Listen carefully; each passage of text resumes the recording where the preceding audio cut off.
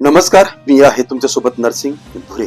पाचोरा तालुक्यातील एक गंभीर प्रकरण खळबळ उडाली आहे. नाशिकमध्ये 34 वर्षीय विवाहित महिलेने आपल्या नातेवाईक असलेल्या व्यक्तीविरुद्ध गंभीर आरोप करत तक्रार दाखल केली आहे. महिलेच्या तक्रारीनुसार दिवाळीच्या काळात तिच्या आत्या बहिणीने मी घरी एकटी आहे, तू माझ्याकडे झोपायला ये असे सांगून तिला घरी बोलवलं होतं. रात्री मुक्कामाच्या दरम्यान संबंधित व्यक्तीने तिच्या इच्छेविरुद्ध गैरवर्तन केल्याचा आरोप तिनं केला आहे. तक्रारीत असंही नमूद करण्यात आलं आहे की त्या रात्री संबंधित व्यक्तीने आपल्या पत्नीला काही औषधाच्या गोळ्या दिल्या होत्या. मदतीस हाक मारल्यानंतर तिला कोणताही प्रतिसाद मिळाला नसल्याचे महिलेने तक्रार म्हटलं आहे. यानंतर अनेक महिने धमक्या, मानसिक दबाव आणि वारंवार त्रास दिल्याचा आरोपही महिलेने केला आहे.